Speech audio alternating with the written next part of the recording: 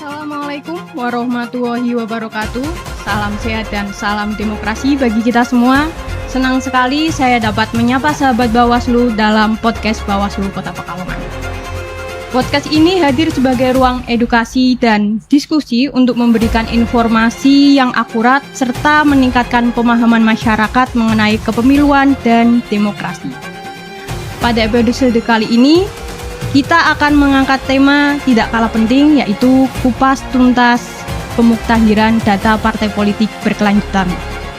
Tema ini menjadi menarik karena berkaitan langsung dengan tata kelola administrasi partai politik, pemanfaatan teknologi melalui sipol, serta bagaimana peran Bawaslu dalam melakukan pengawasan. Selain itu, kita juga akan membahas sedikit terkait putusan MK mengenai keterwakilan perempuan dalam pencalonan legislatif. Untuk itu telah hadir bersama kita narasumber dari KPU Kota Pekalongan. Ada Bapak Saiful Amri atau yang kita sering sapa dengan Pak Ipung selaku Koordif Teknis Penyelenggaraan. Selamat pagi Pak Ipung. Pagi Mbak. Selanjutnya narasumber kedua ada Ibu Saratun selaku Koordif Penanganan Pelanggaran dan Penyelesaian Sengketa. Selamat pagi Bu Saratun. Pagi Mbak Lulu. Bagaimana kabarnya? Alhamdulillah sehat hari ini Mbak Lulu. Alhamdulillah. Baik, untuk memulai diskusi kita, saya akan langsung menuju pertanyaan yang pertama. Sebelum membahas lebih jauh, tentu masyarakat perlu memahami apa itu yang dimaksud dengan pemuktahiran data partai politik. Menurut Pak Ipung, apa itu Pak yang dimaksud dengan pemuktahiran data partai politik berkelanjutan? Ya, terima kasih Mbak Lulu ya. Pemutahiran data partai politik berkelanjutan ini sesuai dengan apa yang ada di regulasi dalam rangka untuk menjamin akurasi dan validitas data partai politik ya. Ada di PKPU 4 di pasal 146 itu pasal 1 itu melalui sipol. Prosesnya melalui sistem informasi partai politik. Yang kedua, untuk menjamin akurasi data, baik itu komponen kepengurusan, kemudian domisili kantor, kemudian keterwakilan perempuan yang tadi sudah dibahas ya, sudah disampaikan Mbak Lulun yang nanti akan kita bahas, kemudian keanggotaan partai politik. Ini untuk menjamin akurasi dan akuntabilitas data dalam rangka transparansi kepada masyarakat. Karena masyarakat bisa mengakses melalui info pemilu ya. Berarti sipol ini nanti bisa diakses juga ya Pak ya oleh masyarakat. Kalau sipolnya enggak, di info pemilu itu terintegrasi. Jadi siapa yang akan ngecek data yang bersangkutan itu masuk dalam keanggotaan partai politik atau tidak, itu bisa dicek melalui info pemilu, itu nanti bisa memasukkan NIK bahwa data tersebut NIK tersebut masuk dalam salah satu keanggotaan partai politik atau tidak. Berarti masyarakat bisa mengecek keanggotaan partai politiknya itu dengan memasukkan NIK-nya itu Pak ya.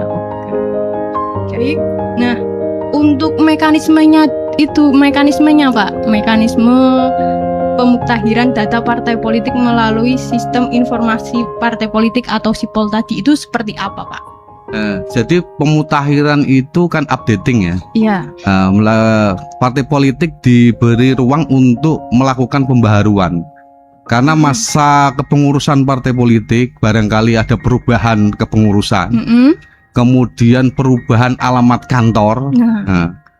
Atau nanti struktur, kita lihat struktur keterwakilan perempuan 30%-nya yang masih hangat-hangatnya di putusan MK, sebenarnya ini tidak menjadikan terkaget-kaget bagi KPU.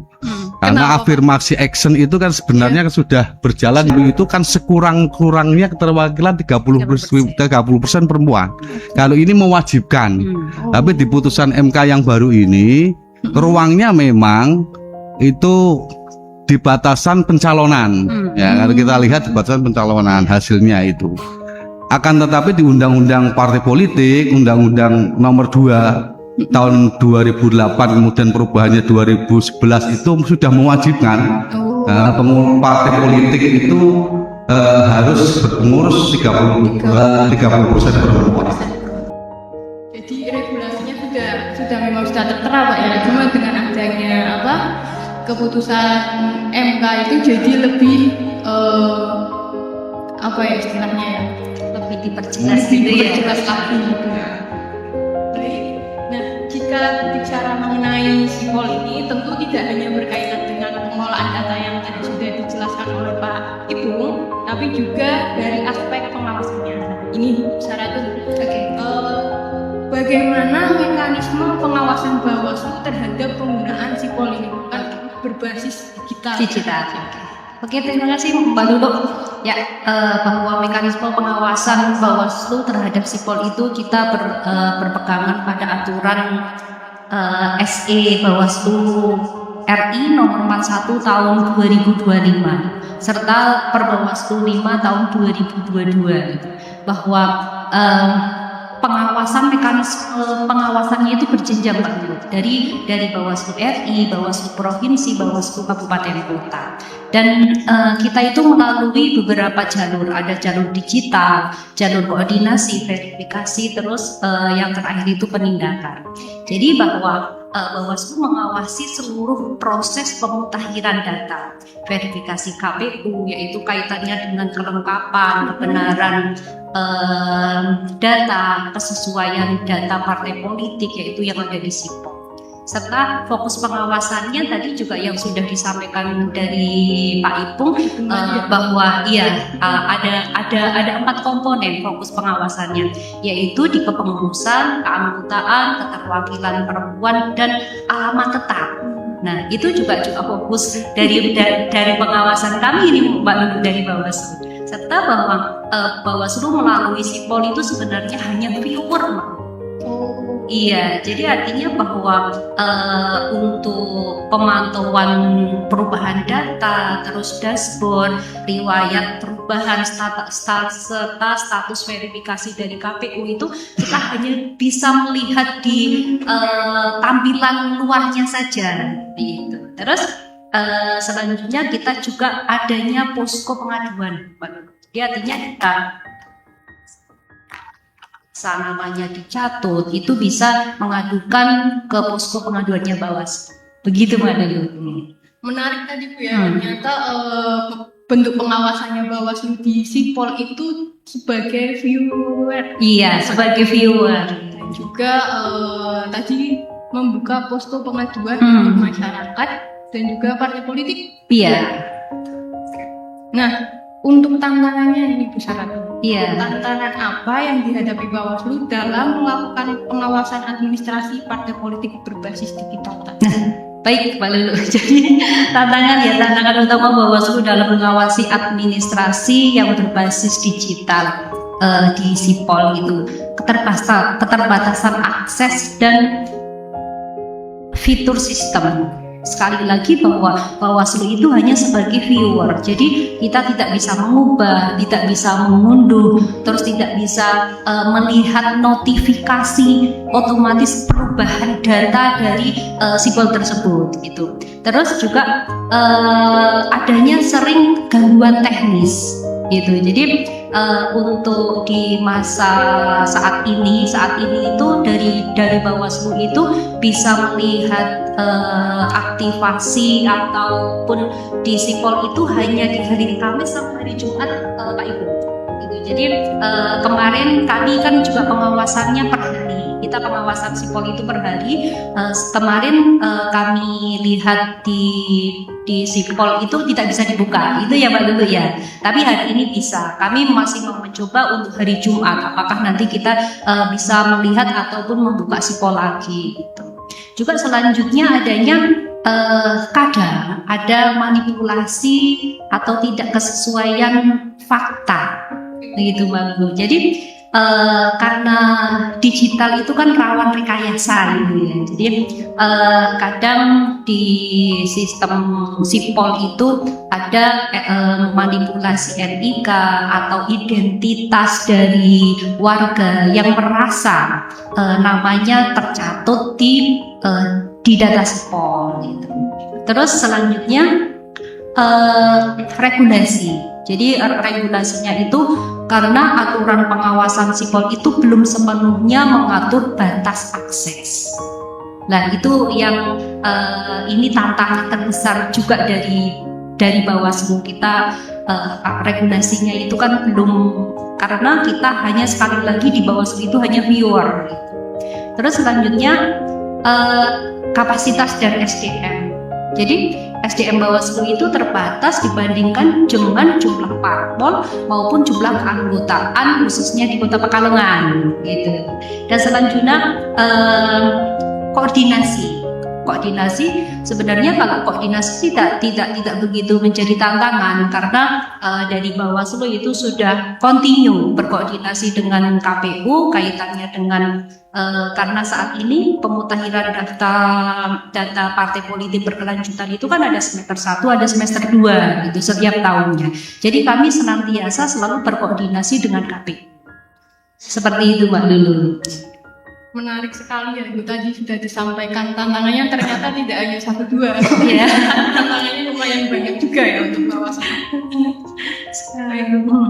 Menarik, sahabat Bawaslu. Jadi tantangan yang dihadapi ternyata ya lumayan banyak juga ya Bawaslu Kota Pekalongan dalam pengawasan sipol ini. Nah, salah satu isu yang sering menjadi perhatian publik adalah masih ditemukannya masyarakat yang namanya tercatut. Nah, itu tadi yang sudah sempat kita singgung juga, Pak Ipung, namanya tercatut sebagai anggota partai politik tanpa sepengetahuan yang bersangkutan. Nah, ini Pak Ipung, menurut Pak Ipung, mengapa masih sering ditemukan masyarakat yang namanya tercatut sebagai anggota partai politik, nah, padahal tidak pernah merasa mendaftar? Untuk masalah masyarakat atau pemilih yang tercatut sebagai anggota partai politik, bahasanya tercatut ya, itu sebenarnya di luar kita, karena yang mengakses, yang mengupload data tersebut, data itu milik parpol. Ya. Perihal pelaksanaan pemutakhiran, kita menjembatani di tanggapan masyarakat.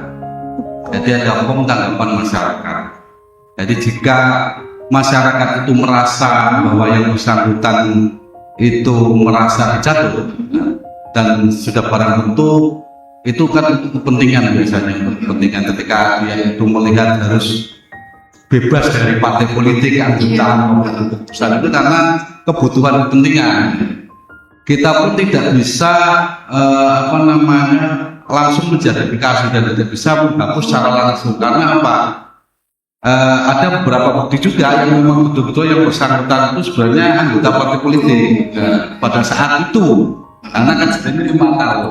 Tapi karena untuk kebutuhan tertentu sehingga yang bersangkutan kemudian ingin mendelete itu. Lah, karena kita punya formulir tanggapan masyarakat, kemudian kita klarifikasi, kemudian data itu kita sampaikan kepada KPU RI melalui KPU provinsi. Ya, saat ini kita juga sedang melakukan pemutakhiran di hari besok. Kita diminta untuk melakukan pemutakhiran itu untuk disampaikan ke KPU provinsi, KPU RI, karena yang punya data itu partai politik, maka kita kan harus berkoordinasi dengan partai politik. Karena kita tidak bisa mendelete seenaknya saja pengakuan seseorang, tapi ternyata yang bersangkutan betul-betul anggota partai politik, kan gitu.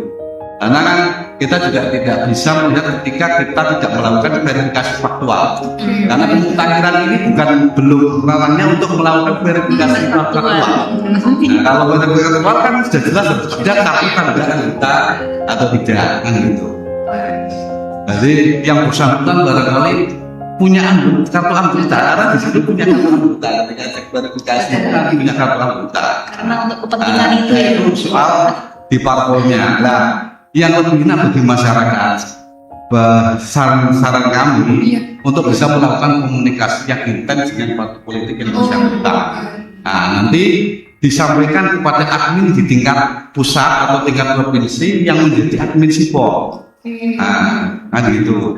Itu lebih cepat. Dan kita melalui mekanisme proses itu. Jadi mana-mana yang tercatut ataupun yang tidak tercatut itu bahasa klarifikasinya kan kita klarifikasi bahwa yang bersangkutan tidak merasa, kan seperti itu. Jadi kita memang tidak langsung berani eksekusi itu karena data itu yang mengunggah partai politik. Nah, saat pendaftaran partai politik lah, ini adalah perawatan data, update data, ya, sampai nanti memfasilitasi sistem untuk pemilu selanjutnya. Jadi sudah siap.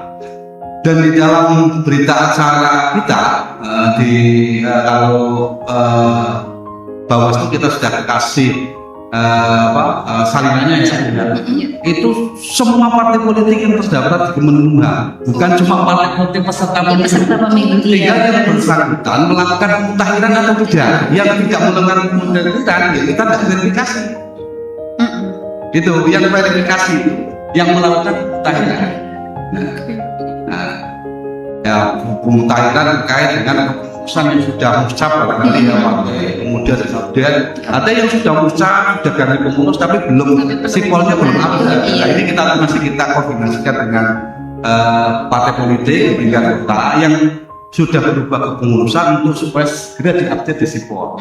Karena kita juga akan melakukan verifikasi ini pemutahiran di semester pertama tahun 2026 itu nanti H-3 sebelum akhir masa kerja Juni ya, Juni. H-3 masa kerja jam kerja di akhir Juni ini, berarti tanggal 27 ada kisaran tanggal 27 ini akhir untuk kita nanti akan melakukan verifikasi dan kita akan melakukan verifikasi itu secara administrasi.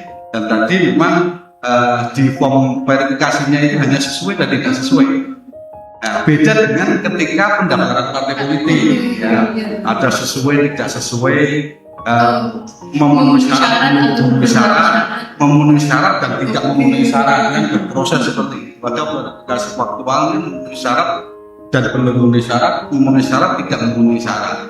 Nah, bagaimanapun yang namanya pemutahiran data partai politik itu regulasinya banyak, termasuk kita juga mendomani undang-undang partai politik juga. Karena kan keanggotaannya itu kan diatur di situ. Kemudian keterwakilan perempuan itu juga diatur di situ. Di undang-undang partai politik. Dan itu amanat undang-undang. Jadi kalau kita bicara soal pemutahiran hanya sebatas pemutahiran perawatan dalam rangka menjamin akuntabilitas, kemudian menjamin transparansi bagi masyarakat yang ingin mengajukan. Kita sudah punya akses info pemilu, ada tentang kepada masyarakat bisa melalui online ataupun datang ke kantor KPU. Saya kira saran berita acara klarifikasi itu bisa menjadi bukti bahwa yang bersangkutan sudah menyatakan bukan anggota partai politik atau bukan pengurus seperti itu.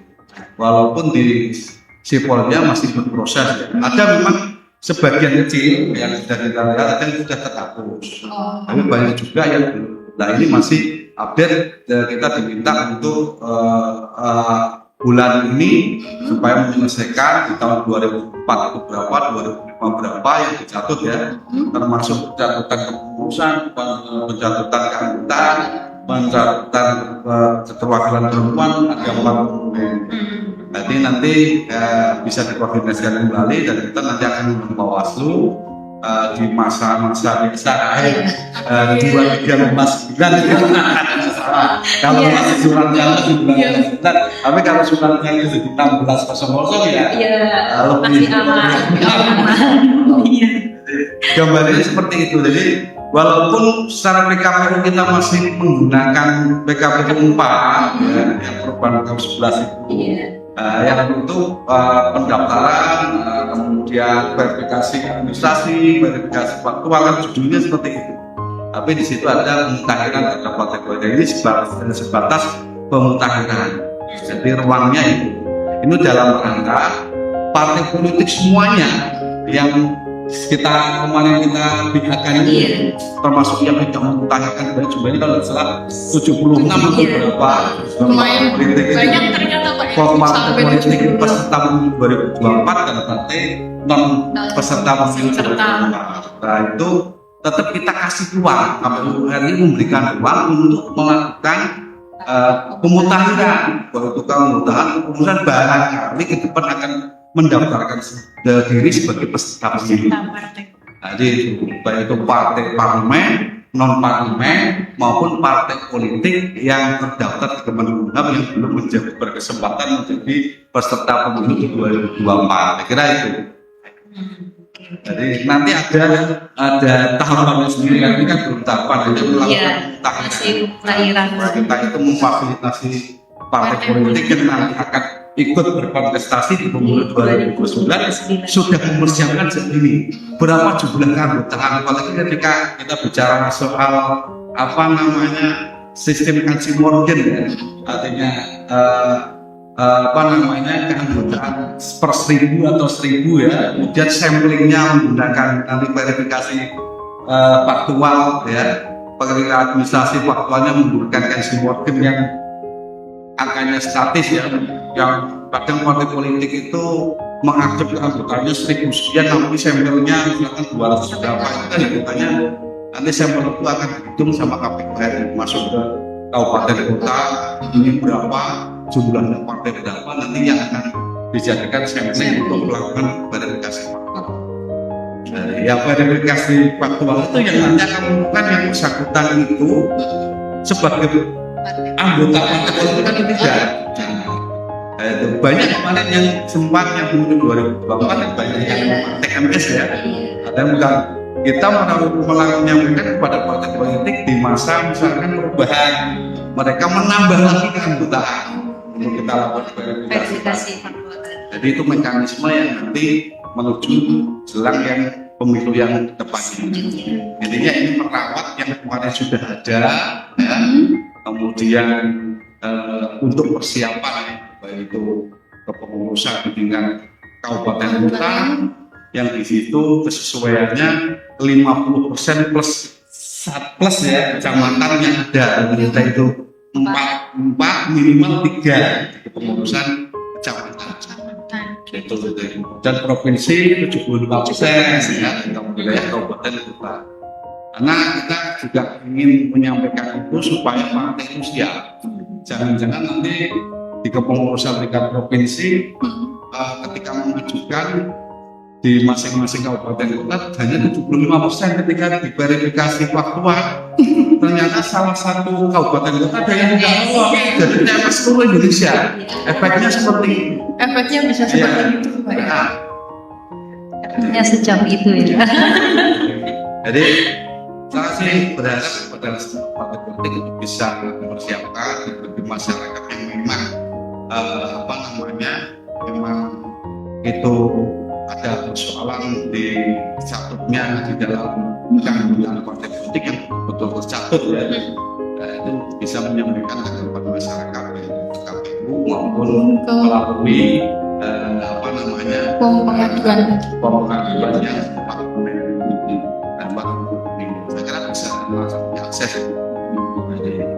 Mungkin itu menarik Pak. Dan tadi yang sudah dijelaskan Pak Ibu juga, ternyata ketika masyarakat sudah melaporkan di form pengaduan tadi, itu ternyata prosesnya ya juga nggak serta-merta KPU bisa langsung menghapus gitu kan, enggak Pak ya. Ternyata masih butuh proses lagi ya.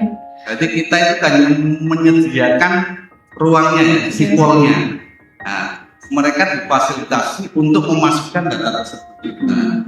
Jadi bedanya pengajuan pendaftaran partai politik dulu dengan sekarang, yang dulu manual. KTP itu tumbuh-tumbuhan fotokopi. Luar biasa, kita ngeceknya susah. Kalau itu kan kita ngecek sesuai punya sistem ya. NIK keliru aja nanti ganda saja itu kita bisa lihat. Bisa terdeteksi ganda dengan ini, juga dengan ini. Saya kira kalau yang partai politik peserta pemilu kemarin sudah ada yang ganda. Ada ganda di partai, misalkan ada di partai A, kemudian yang satu masuk partai B, itu kalau NIK-nya sama itu tidak mungkin. Menguji validitas di verifikasi administrasinya itu sampai ke situ. Itu mulai kapan itu Mas? Bisa dideteksi? Itu nanti pada tahapan kalau ini gambaran di sipol yang kemarin yang sudah bekerja kan. Jadi itu ada kegandaan, ada kepengurusan ganda, keanggotaan ganda, kemudian itu termasuk hal yang lain verifikasinya. Ada kesesuaian foto, kemudian NIK, kemudian datanya yang diupload di sipol ini kalau beda dengan KTP itu sudah tidak bisa masuk. Merah, hilang terverifikasinya. Berarti secara otomatis ya. Sistem gitu Pak ya. Nah, untuk itu Pak, celah dalam sistem administrasi digital ini bisa nggak berpotensi dimanfaatkan oleh pihak tertentu Pak? Kalau itu bukan bidangnya kita ya, bidangnya saya. Karena itu kan ranahnya peran apa namanya digital ya. Jadi kami ya kalau kemungkinannya ada dimanapun di aplikasi apapun kemungkinannya ada. Cuma kita mungkin updating itu selalu kita update. Jadi kemarin aja kan ternyata kita tidak bisa mengakses karena update yang kita bicara. Jadi kuasinya apa? Seperti di sipol yang tahun 2024 itu kadang kita diminta untuk penggantian password dan kemudian ketika akses verifikasi tidak boleh keluar dari link WiFi yang disediakan oleh KPUR. Sampai itu. Jadi ketika verifikasi ya di situ.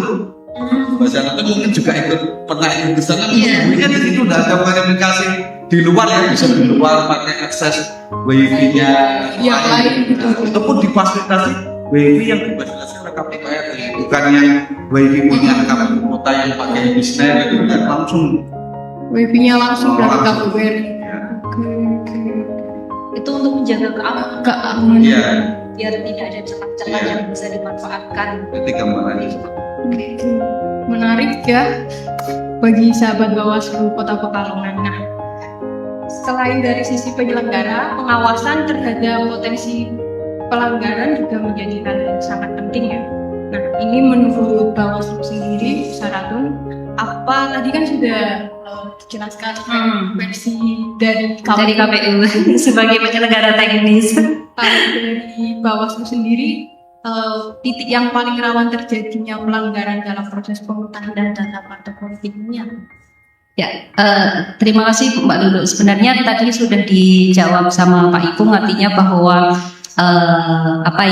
untuk pemutahiran data partai politik itu kan sudah by sistem dan safety gitu ya, tapi tetap celah-celah untuk titik-titik rawan pastinya ada Mbak Lulu gitu. Jadi menyoroti dari Bawaslu itu menyoroti bahwa ada titik-titik rawan itu yang terjadi saat pemutahiran daftar data partai politik itu kan di data keanggotaan. Kami menyoroti seperti itu. Jadi di data keanggotaan itu kan adanya tadi yang sudah dijelaskan, adanya pencabutan NIK, identitas warga. Tadi kami masih menyoroti adanya data ganda. Tapi ternyata untuk sipol kita untuk 2024 itu sudah men-screening, artinya ketika NIK ganda otomatis salah satu terdelete gitu ya Pak Yung ya. Artinya bahwa sudah se-safety itu gitu. Terus adanya kepengurusan dan keterwakilan perempuan. Nah ini kita masih menyoroti bahwa 30% keterwakilan perempuan itu kan apakah benar-benar perempuan itu ada atau hanya dipinjamkan nama saja. Yang penting ketika di perhitungan 30% perempuan ada namanya itu selesai. Nah ini juga jadi titik rawan pengawasan betul apakah nama-nama perempuan di situ betul-betul orangnya mengetahui dan mengizinkan bahwa orang tersebut masuk dalam kepengurusan atau keanggotaan atau tidak. Nah ini yang masih jadi titik rawan dari pengawasan Bawaslu. Terus selanjutnya kantor tetap atau adanya kantor goib gitu. Jadi pengalaman di verifikasi tahun 2019 ya Pak Ibu ya, bahwa ada di berita-berita itu juga ada ketika didaftarkan di Sipol tapi ternyata itu rumahnya itu alamatnya di kuburan gitu kan. Ada juga, tapi alhamdulillah di Kota Pekalongan tidak ada. Betul, artinya bahwa kantor itu tidak kesemuanya itu bentuk sekretariat, tapi ada yang sewa gitu juga. Terus selanjutnya untuk kelengkapan dan keabsahan dokumen. Kadang dokumen yang diunggah itu tidak jelas, terus buram, ada yang terpotong gitu. Dan itu juga dari penilaian dari Bawaslu itu masuk dalam titik rawan gitu Pak dulu. Terus selanjutnya ada keterlambatan dan ketidaksesuaian pemutahiran. Tadi sudah dijelaskan sama Pak Ipung bahwa mungkin dari partai politik itu sudah musda, muscap, tapi ketika kami verifikasi di Sipol itu masih kepengurusannya yang lama, belum diupdate gitu. Nah itu yang masih jadi titik rawan kami, Mbak Lulu. Artinya bahwa kita setiap hari untuk pengawasan di Sipol itu melihat kadang begini juga Mbak Lulu. Di partai politik itu yang sudah melaksanakan musda, muscap, sudah ganti pengurusan. Nah, dari partai politik itu seringnya tidak mengirimkan kepengurusan, SK kepengurusan kepada Bawaslu. Nah, itu ini juga menjadi titik rawan kami. Jadi artinya bahwa kami juga belum mengetahui apakah ini dari partai itu sudah benar-benar mengupdate atau belum gitu. Nah, dari Bawaslu itu berkoordinasi dengan KPU, mana ini partai politik yang apakah itu keanggotaannya, terus alamat kantor itu ada yang berubah tidak? Karena kalau di KPU kan pasti ada update laporan gitu ya, dari partai politik itu update. Beda dengan Bawaslu lah, kita pengawasannya itu melalui satu Sipol, yang kedua koordinasi dengan KPU. Seperti itu Mbak Lulu. Menarik ya Bu ya. Jadi pengawasan yang dilakukan Bawaslu ini double Bu ternyata. Double dan harus update setiap hari juga. Iya, lihat Sipol. Yang semester 2025 ini kan sudah kami berikan pihaknya yang melakukan tangan. Ada 5 partai politik yang melakukan tangan. Kesesuaian terkait dengan tadi jumlah kecamatan ya. Di pengurusan kecamatan, kemudian kesesuaian pengurus ya, kemudian kesesuaian alamat kantor dan rekening partai politik Iya. kita sampaikan. Jadi Mungkin kita sudah juga perlu tahu Pak bedanya rekening itu sama RKDK. Jadi ya, kalau rekening partai politik kan memang untuk menampung kegiatan partai politik. Kalau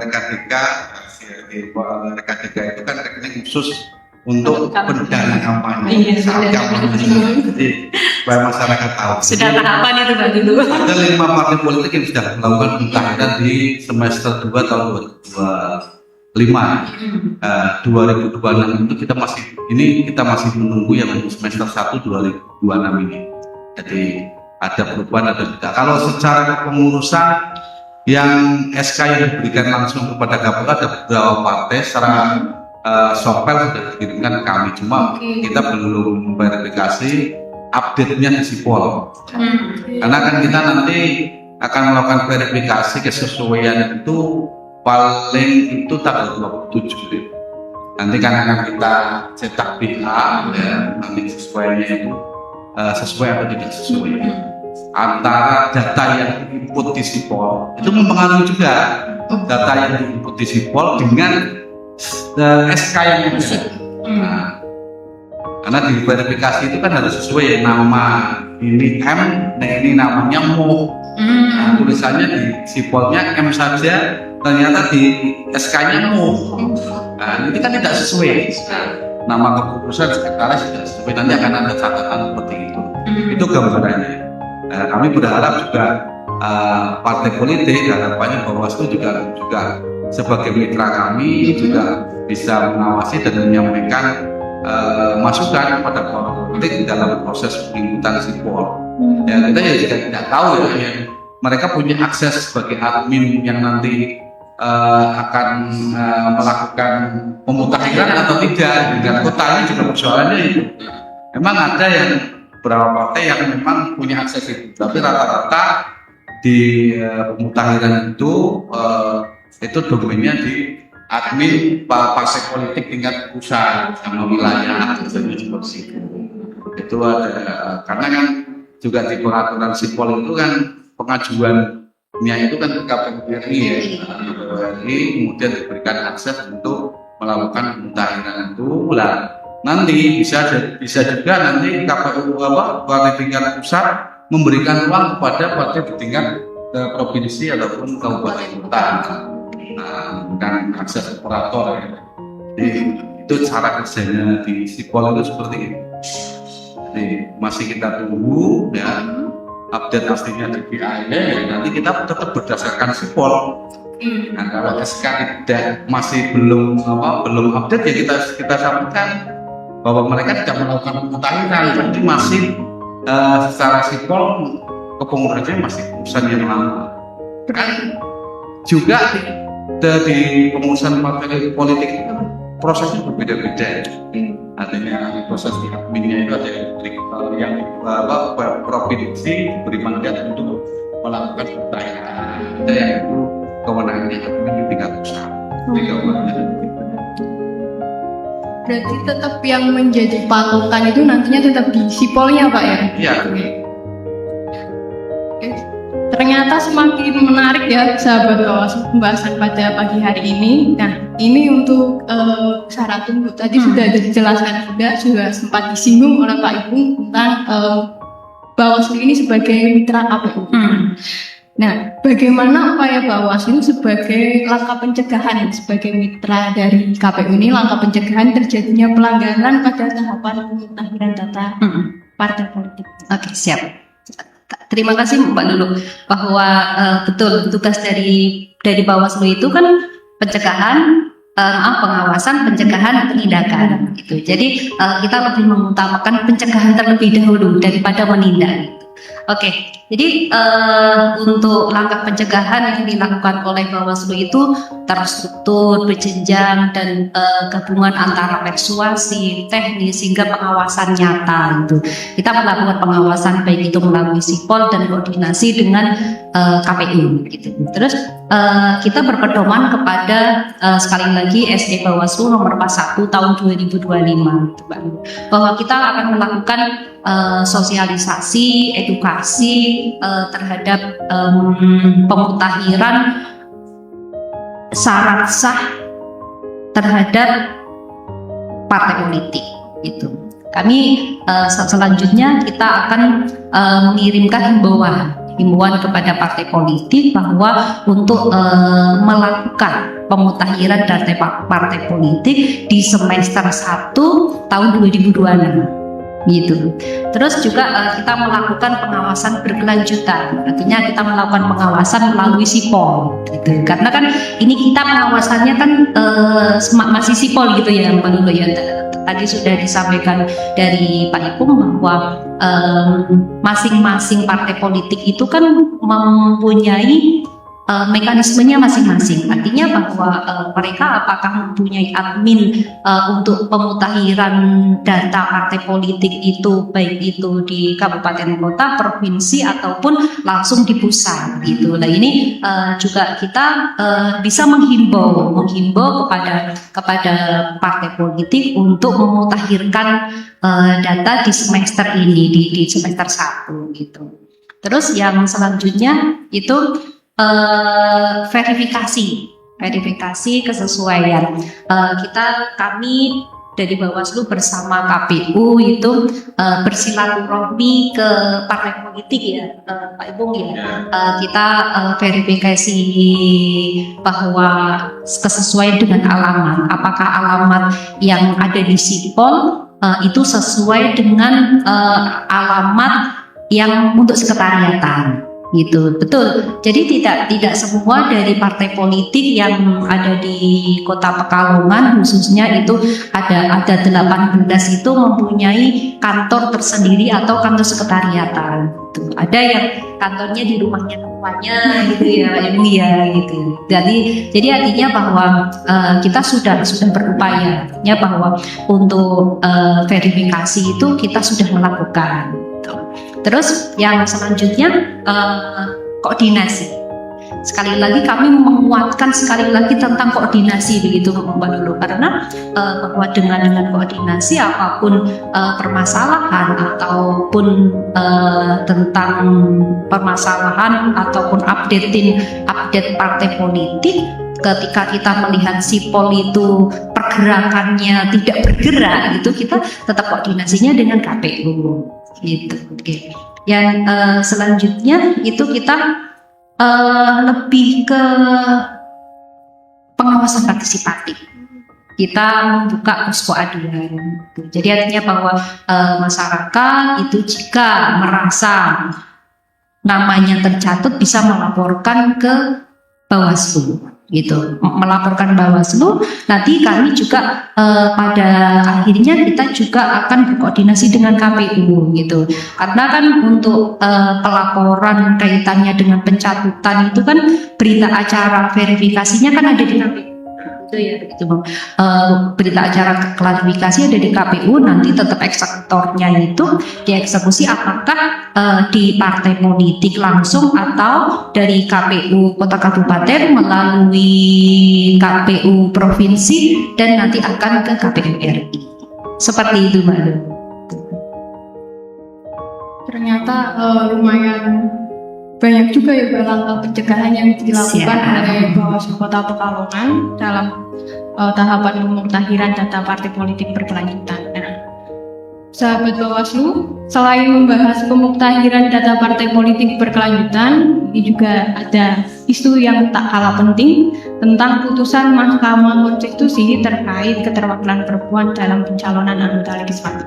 Nah, kita akan membahas bagaimana implikasi putusan tersebut bagi partai politik maupun penyelenggara pemilu. Nah, Pak Ibu, bagaimana KPU Kota Pekalongan memaknai putusan Mahkamah Konstitusi yang menegaskan bahwa partai politik yang tidak memenuhi keterwakilan perempuan 30% dapat dikenai konsekuensi dalam proses pencalonan? Jadi tadi sudah saya sampaikan putusan yang baru, putusan Mahkamah Konstitusi yang baru terkait dengan pencalonan anggota DPRD ya, itu sebenarnya sudah kita sosialisasikan dulu, walaupun ada beberapa yang tidak capaiannya itu tidak terpenuhi, tapi rata-rata terpenuhi. Tidak terpenuhinya karena hanya jumlah calonnya saja. Jadi susunan hanya yang menjadi kontroversi ini ketika urutan nomor 1, 2, 3 ternyata yang mendaftar itu cuma 2 kan seperti itu.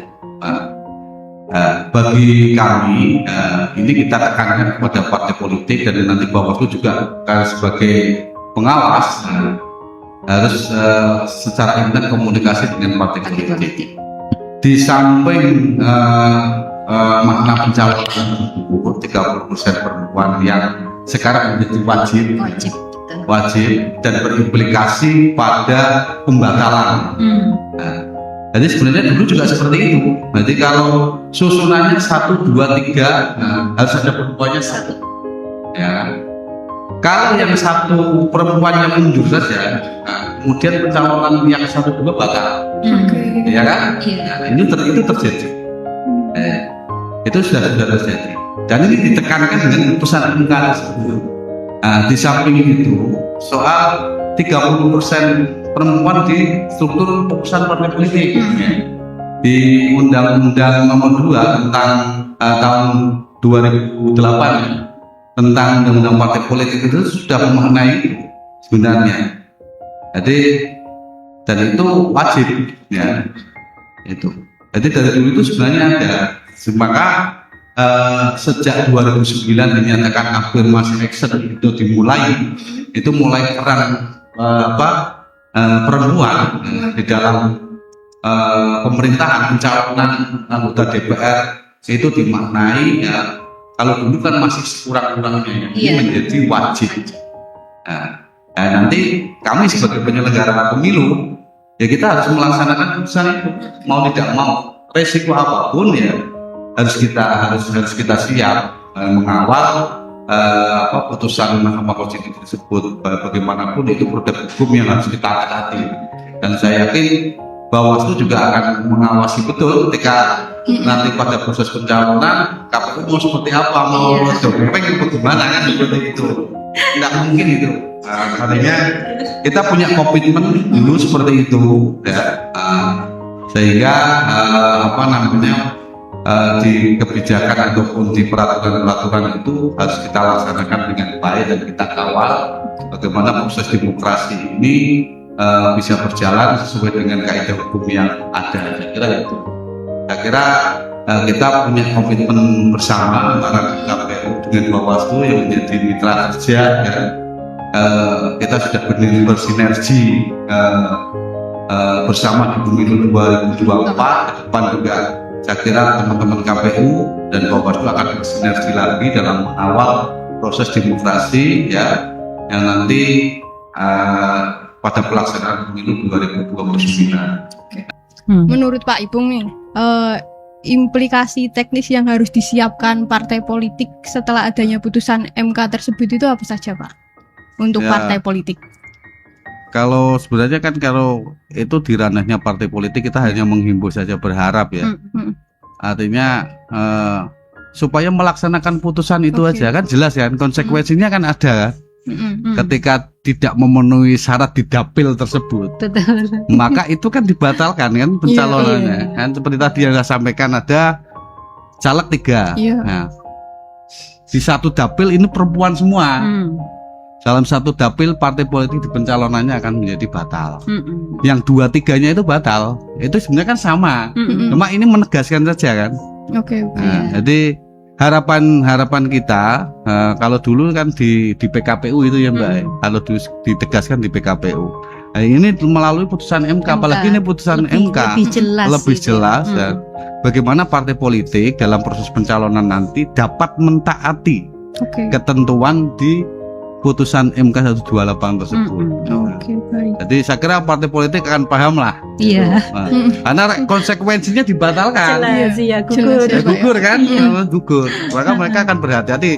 Dan saya berharap untuk partai politik juga akan mempersiapkan, tadi disampaikan oleh Mbak Zaratun ya, terkait dengan afirmasi action itu betul-betul dijalankan, keterwakilan perempuannya itu harus dipersiapkan. Ini yang betul-betul caleg betulan atau apa itu. Yang jelas kalau proses verifikasi baik administrasi itu kan kita melihatnya beda, persoalan yang bersangkutan ikut kontestasi atau tidak kan kita tidak tahu. Artinya saya kira kita mendorong lah para perempuan yang memang akan kontestasi betul-betul nanti akan mempersiapkan diri dalam proses persaturan pencalonan di DPRD maupun DPR di provinsi maupun DPRD yang nanti bisa harapan kami bisa mencapai 30% itu di kursi DPRD. Sementara ini kan DPR RI masih 22% ya. Masih 22%. Nah, ini meningkat ketika di 2009 sekian, kemudian 2014 sekian, 19 sekian, ini meningkat. Jadi angkanya meningkat. Angkanya meningkat. Keterwakilan perempuan di parlemen itu meningkat. Jadi itu gambarnya upaya kami sebagai penyelenggara pemilu, baik itu KPU maupun Bawaslu juga berkomitmen bagaimana afirmasi action 30% perempuan itu bisa terlaksana karena itu prosesnya sudah dari dulu 2009. ini sudah lama, walaupun peningkatannya step by step, step by bertahap, step. tapi ada upaya berjalan dan mengalami peningkatan. Peningkatan. Kira. Baik, sahabat Bawaslu, ternyata menarik ya, keterwakilan perempuan ini tadi ternyata sudah dari 2009 Pak ya. Oke. Nah, dari sisi pengawasan, tentu Bawaslu juga memiliki pandangan tersendiri terhadap putusan yang cukup strategis ini. Nah, Bu Saratun, bagaimana Bawaslu Kota Pekalongan memandang putusan MK yang mempertegas kewajiban pemenuhan keterwakilan perempuan minimal 30% dalam pencalonan legislasi ini? Terima kasih Mbak Lulu. Tadi juga sudah dijelaskan sama Pak Ipung bahwa afirmasi action 30% perempuan itu kan bagi Bawaslu itu sangat menjadi tonggak bahwa perempuan itu loh 30% itu kan tidak hanya kalau dulu mungkin hanya diperhatikan, sekarang ketika adanya putusan MK 128 itu kan lebih dipertegas. Jadi artinya bahwa putusan MK 128 itu menjadi tonggak hukum yang sangat penting bagi Bawaslu khususnya Mbak Lulu. Terus untuk memperkuat landasan dan menutup celah ketidakpastian keterwakilan perempuan itu. Jadi artinya bahwa putusan MK 128 itu mempertegas makna pasal 245 Undang-Undang Pemilu bahwa menjadi kewajiban mutlak. Jadi sekali lagi bahwa 30% perempuan itu kan sekarang sudah menjadi lebih jelas dan lebih tegas itu. Jadi sanksinya juga sudah jelas Mbak Lulu, gugur gitu. Iya. Jadi artinya bahwa ini menjadi bagi posisi pengawas itu akan lebih mempertegas dan memperjelas itu. Terus selanjutnya itu merubah paradigma angka Mbak Lulu. Jadi bahwa 30% perempuan itu kan mungkin dulu itu hanya menjadi angka saja 30%, begitu ada perempuan selesai gitu. Kalau sekarang kan tidak, ini menjadi syarat sah. Artinya tadi yang sudah dijelaskan oleh Pak Ipung bahwa ketika di Kota Pekalongan itu hanya 4 dapil, jika salah satu dapil itu hanya tidak ada perempuannya, berarti kan di salah satu dapil itu menjadi gugur, begitu ya Pak Ipung ya. Ya, artinya bahwa tidak menjadi diakumulasi itu digugurkan semua, tapi salah satu dapil tersebut ketika tidak memenuhi 30% perempuan itu gugur. Jadi gugur. Iya, begitu Mbak Lulu. Terus selanjutnya akan menjadi titik perhatian di Kota Pekalongan bahwa di Kota Pekalongan untuk kita pemilu 2024 itu afirmasi action 30% perempuan itu sudah terpenuhi. Ya, sudah terpenuhi. Betul, ada 1, 2 partai politik itu karena hanya calegnya di masing-masing dapil itu hanya 1.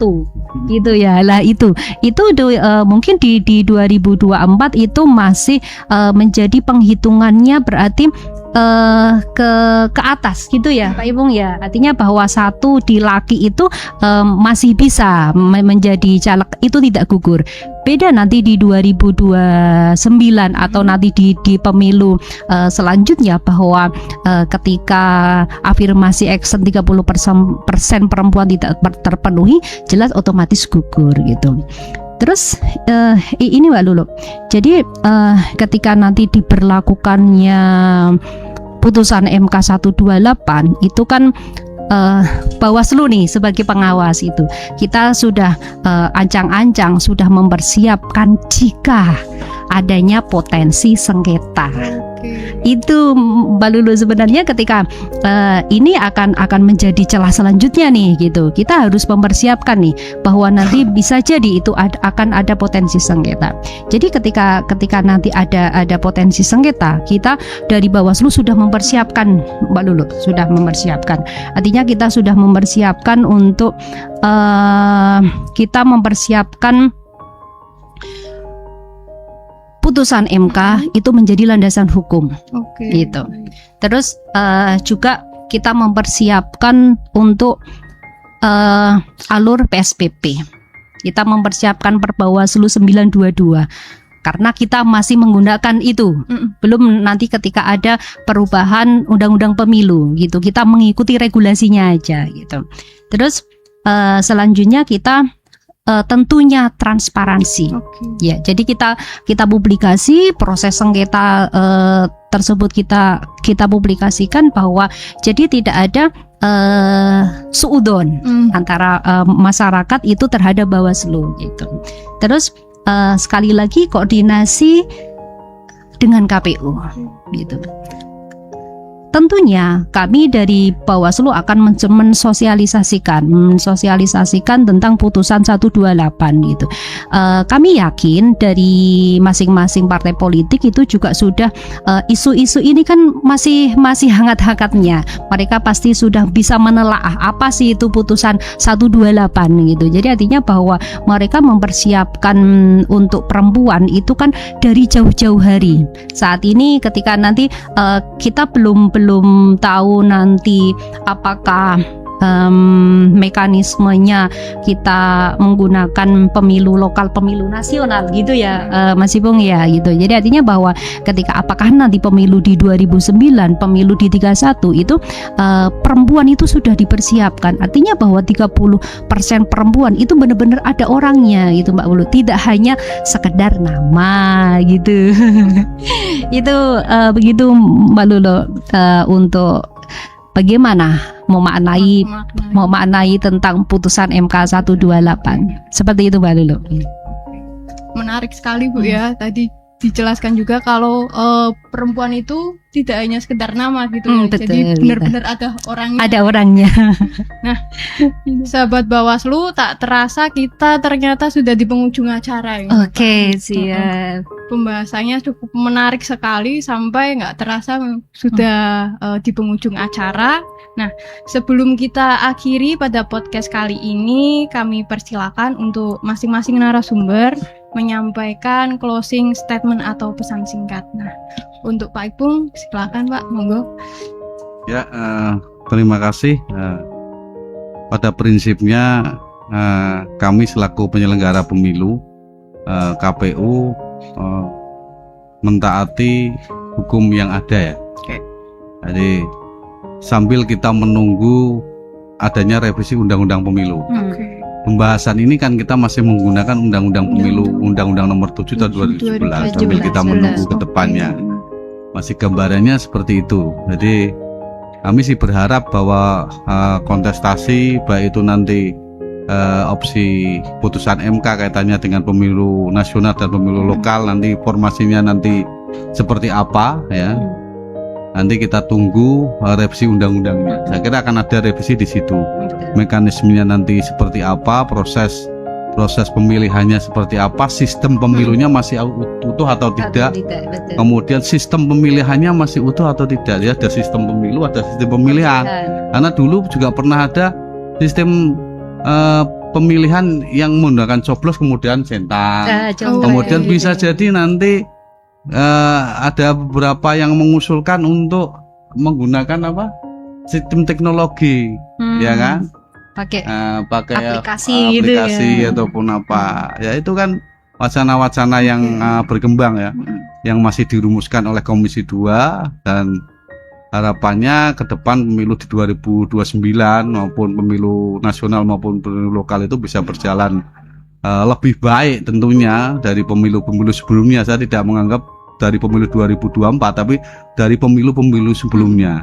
Dan mudah-mudahan menciptakan kepemimpinan yang lebih baik pula dari pemilu-pemilu sebelumnya. Harapan kami tentunya seperti ini. Dan dalam proses mengawal demokrasi tentunya kita harus taat hukum. Apapun yang menjadi ranahnya KPU, kewenangannya bagaimana, ya itu ranahnya KPU. Bawaslu juga punya kewenangan sendiri. Jadi dan lembaga-lembaga lain juga punya kewenangan. Tentunya ada DKPP ya, juga punya kewenangan sendiri. Saya kira kita menjunjung tinggi asas-asas yang ada, yaitu menjamin bahwa pemilu tetap menjadi pemilu yang langsung, umum, bebas, rahasia, jujur dan adil. Saya kira yang menjadi harapan masyarakat. Saya kira itu. Terima kasih. Terima kasih kepada Pak Ipung. Nah, selanjutnya untuk Bu Saratun, mohon bisa menyampaikan closing statement pada pagi hari ini. Oke, terima kasih Mbak Lulu. Kami menghimbau kepada partai politik untuk melaksanakan pemutakhiran data partai politik berkelanjutan di semester 1 tahun 2026 dilaksanakan sesuai dengan perundang-undangan gitu. Terus yang selanjutnya ini ada quote Mbak Lulu ya dari Hakim Konstitusi MKRI tahun 2008 sampai 2018 yang disampaikan beliau. Masalah yang berkaitan dengan kuota perempuan merupakan hal yang harus diperjuangkan sebagai suatu hak konstitusional dalam mencapai suatu kesetaraan dalam pembangunan bangsa Indonesia secara menyeluruh.